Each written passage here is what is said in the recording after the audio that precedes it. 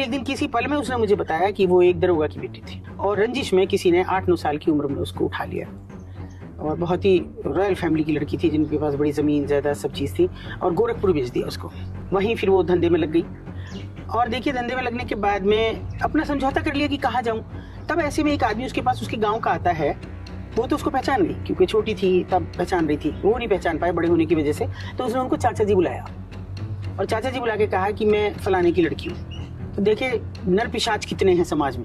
वो तो सब ठीक है कि आप उनकी लड़की हैं, आप मुझे चाचा जी भी कह रही हैं, मगर मैंने तो पैसा दिया है ना। देह धर्म एक तरफ है और बाकी धर्म दूसरी तरफ है। यहाँ आके ये एक धर्म की अलग परिभाषा है बिल्कुल। तो फिर भी वो इंतजार करती रही। वो हर दिन आए, हर दिन उसके साथ मुफ्त में सेक्स की भूख मिटाई, पैसा भी देना बंद कर दिया। और फिर एक दिन बोले कि आप सब पैसा वैसा सब इकट्ठा कर लो और मैं यहाँ से ट्रांसफर ले रहा हूँ, गवर्नमेंट जॉब में थे और फिर मैं लेके चलूँगा तुम। उसने सब जेवर दूसरों का भी लिया, पैसा भी लिया।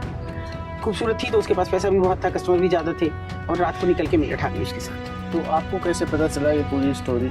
उन्होंने खुद ने बताई मुझे एक एक चीज़? हाँ, एक एक चीज़। जब वो मुझे बच्चा मेरा खिलाने लगी थी और मुझसे बहुत सद्भाव भी हो गया था तो उसने मुझे एक एक बात बताई। अभी मेरा फिर वही मुझे लगा कि नहीं ये गलत हो रहा है, ये तो इस केस को घर जाना चाहिए। हम सब उनके घर गए और सब कुछ सुना, उन्होंने रोए, माँ भी रोई, बाप भी रोया, सब कुछ रोया, लेकिन हाथ जोड़ नहीं लग सकता।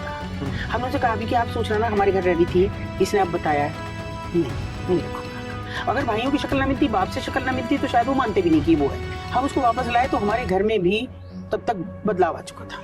घर तक पहुँचते पहुँचते, क्योंकि उसको उसके माँ बाप ने नहीं रखा तो सारा घर एक तरफ था और ये एक मैराथन बहस चली रात भर। वो सब सुन रही थी नीचे और वो उसी वक्त चली गई। 1 साल बाद वो आती है, 10 भाई दूज के दिन, और अच्छी सी साड़ी वाड़ी सब ठीक ठाक पहन के थी वो, जेवर वेवर और फलों के टोकरे ले रखे थे, मिठाइयाँ बहुत सारी ले रखी थी।